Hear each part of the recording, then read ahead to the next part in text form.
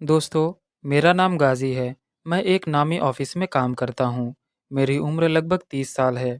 कद 5 foot 10 inch, गेहुआ रंग और शरीर थोड़ा एथलेटिक है। जो मुझे जानता है वह यही कहता है कि मैं आत्मविश्वासी और हाजिर जवाब हूँ। मेरा काम मुख्य रूप से अपने मालिक के निर्देशों में क्लाइंट और डॉक्यूमेंट को संभालना है।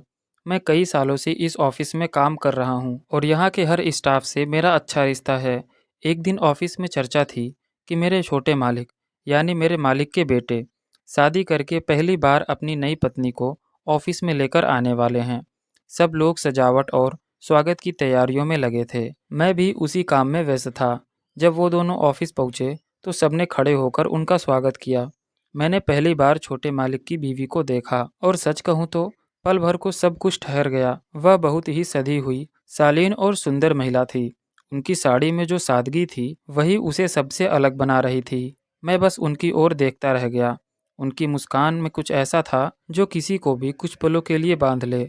जब सबने उनसे हाथ मिलाया तो मेरे पास आकर हल्के से बोली, नमस्ते, आप गाजी हैं ना? पापा ने आपका जिक्र किया था। मैंने कहा, जी, नमस्ते मैम साहब। उनका हाथ एक पल के लिए मेरे हाथ में आया और वह क्षण जैसे मेरे जहन में बस गया। वो मुस्कुराई और फिर अपने पति के साथ अंदर चली गई, लेकिन मेरा मन वहीं अटका रह गया। उनकी चाल, उनकी आंखें, सब कुछ जैसे किसी रहस्य की तरह मुझे अपनी ओर खींच रहा था। पूजा की व्यवस्था ऑफिस के अंदर की गई थी। सब लोग एक साथ वहां पहुंचे। वह भी अपने पति के पास बैठी थी, लेकिन कभी कभी उनकी नज़र मुझ पर टिक जाती और जब भी ऐसा होता मेरे अंदर एक अनकहा सा कंपन उठ जाता। पूजा खत्म हुई। मालिक और छोटे मालिक काम में लग गए और वह अकेली एक कोने में बैठी हुई थी। कुछ देर बाद वह उठी और मेरे पास आई। वह बोली, गाजी, वॉशरूम किधर है? मैंने कहा, आइए, मैं दिखा देता हूँ। वह मेरे पीछे पीछे चलती रही। गलियों की सफाई से लेकर दीवारों की सजावट तक सब कुछ नए जैसा था। मैं धीरे धीरे चल रहा था और उनकी उपस्थिति का एहसास जैसे हर एक कदम मेरे आसपास था। वह अंदर गई और मैं बाहर ही रुक गया। कुछ देर बाद अंदर से आवाज़ आई, गाजी, ज़रा देखिए, पानी नहीं आ रहा है शायद। मैंने दरवाज़ा आधा खोलकर झांका और कहा, जी मैम, एक मिनट। मैं अंदर गया और नीचे का वॉल्व चेक करने लगा। पानी का फ्लो बंद था।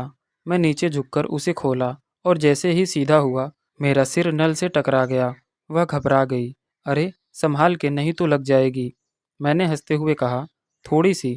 वह बोली, रुकिए, मैं देखती हूँ। वह झुककर मेरा सिर देखने लगी। उनके बाल मेरे गालों को छू गए और कुछ पल के लिए माहौल जैसे बिल्कुल शांत हो गया। उनकी खुशबू, उनका स्पर्श, सब कुछ जैसे हवा में घुल गया था। मैंने आंखें उठाकर देखा। वह भी मुझे देख रही थी। हमारी नज़रें टकराई और दोनों को जैसे कुछ समझ ही नहीं आया कि अब क्या कहा जाए। वह झेप कर पीछे हट गई और बोली, आप लोग बहुत मेहनत करते हैं गाजी। मैंने कहा, बस काम का हिस्सा है मैम। वह मुस्कुराई, आपका अंदाज बहुत अलग है, शायद इसीलिए सब आपकी तारीफ करते हैं। उसकी बात सुनकर मुझे कुछ संकोच हुआ, लेकिन भीतर एक अनजाना सुकून भी था। उस दिन जब सब लोग लंच पर थे तो मैं कॉरिडोर में एक फ़ाइल लेकर जा रहा था। अचानक पीछे से किसी की आवाज़ आई, गाजी। मैं मुड़ा तो वही थी, मालकिन की बहू। वह बोली, अगर आपको बुरा ना लगे तो ज़रा पानी पिला दीजिए। मैंने बोला, जी ज़रूर, एक मिनट रुकिए। मैं ग्लास में ठंडा पानी लाकर उन्हें दिया। वह बोली, धन्यवाद। और फिर कुछ देर बाद बोली, आप यहाँ कब से काम करते हैं? मैंने कहा, करीब 7 साल से। वह बोली, तो फिर आप तो इस ऑफिस के सबसे पुराने व्यक्ति होंगे। मैं हंस पड़ा, पुराना नहीं, बस थोड़ा वफादार समझ लीजिए। वह हल्का सा मुस्कुराई। उनकी मुस्कान में कुछ ऐसा था जो लंबे समय तक दिल में रह जाए। धीरे धीरे उन दिनों में उनकी और मेरी मुलाकात बढ़ने लगी। कभी वह किसी फाइल के बारे में पूछती तो कभी मीटिंग के अपडेट्स, लेकिन बातों के बीच हमारे बीच एक अनकहा खिंचाव रहता। एक दिन उसने कहा, गाजी, मैं यहाँ किसी को जानती नहीं, बस आपसे ही थोड़ा अपनापन लगता है। उनकी बातें सुनकर मैं चुप रहा, बस मुस्कुरा दिया। वह बोली, मालिक बहुत अच्छे हैं, लेकिन कुछ बातें मन में ही रह जाती हैं।